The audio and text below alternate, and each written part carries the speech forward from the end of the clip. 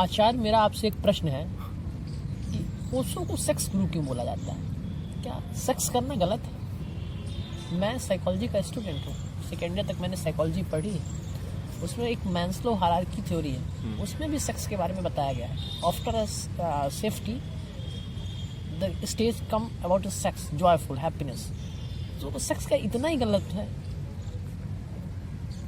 देखो, पहला सवाल था कि ओशो को सेक्स गुरु क्यों कहा जाता है। एक्चुअली ओशो को सेक्स गुरु कहा नहीं जाता।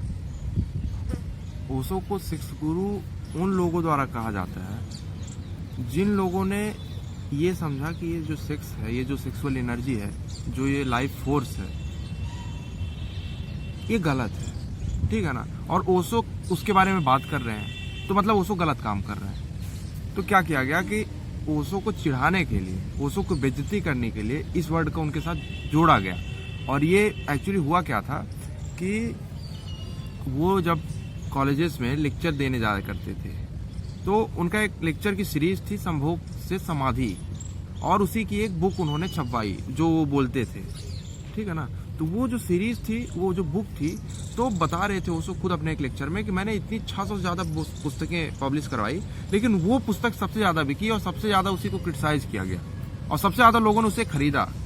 उसको उन्होंने पढ़ा और उसी के कारण उन्हें सेक्स गुरु की उपाधि दे दी गई।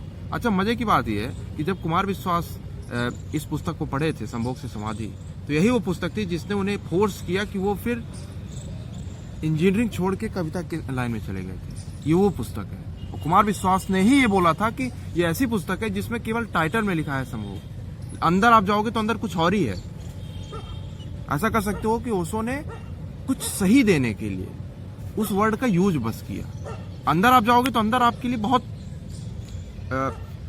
गजब की चीजें हैं, लेकिन आप बुक तो लो, इसलिए उन्होंने ऐसा टाइटल दिया। ठीक। और जब आप बोल रहे हो कि ये हायरार्की नीड है ना, बॉडी की एक नीड है, जैसे सोना होता है, वैसे कुछ लोग कहते हैं कि हमारे सेक्सुअल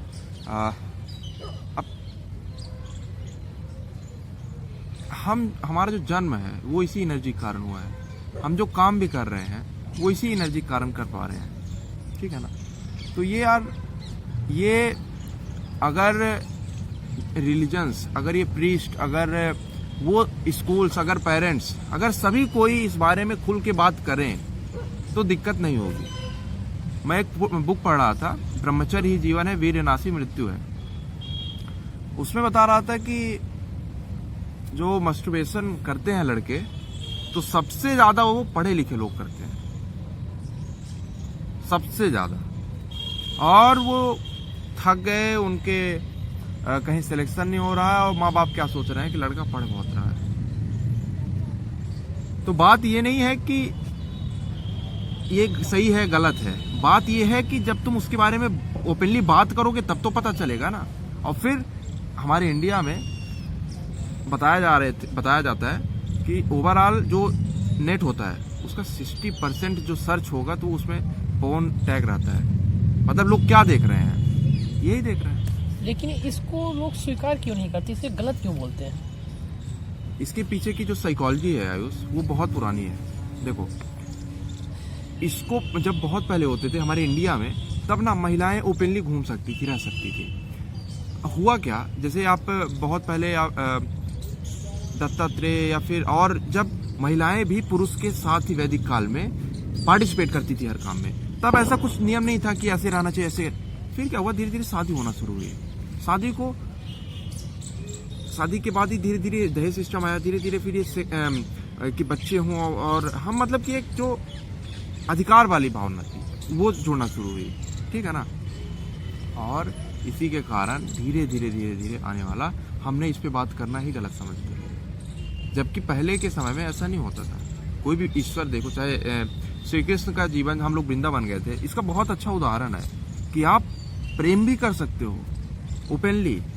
यही लोग जो वृंदावन जाते हैं श्री कृष्ण और राधा की पूजा करने, निधि वन देखने, बांके बिहारी का दर्शन करने और सब बरसाना घूमने, वही लोग अपने घर में अपने लड़के लड़कियों को प्रेम नहीं करने देना चाहते। और वो भी गलत नहीं है, क्योंकि उनको भी नहीं पता है कि प्रेम क्या होता है और ना उनके बच्चों को पता है कि प्रेम क्या होता है। गुरुवर, प्रेम और आकर्षण में अंतर क्या है? आकर्षण ये है कि तुम मुझे अच्छे लगते हो। प्रेम ये है कि तुम जैसे भी हो, तुम अपने जीवन में आगे बढ़ो और तुम्हें सत्य की प्राप्ति हो। तुम गौतम बुद्ध की एक कहानी है छोटी सी, कि यहाँ पे फूल है, उन्होंने से पूछा कि भैया प्रेम में और आकर्षण में अंतर क्या है। उन्होंने बहुत अच्छा रिप्लाई किया था। उन्होंने कहा कि ये जो गुलाब है, आकर्षण ये है कि मैं इसको तोड़ लूं, अच्छा लग रहा है, मेरे पास रहे ये। और प्रेम है, ये गुलाब अच्छा लग रहा है, मैं इसे पानी देता हूं और गुलाब इससे आएंगे, ये और खूबसूरत लगेगा और ये इसमें टिका रहेगा। यही डिफरेंस होता है प्रेम में आकर्षण में।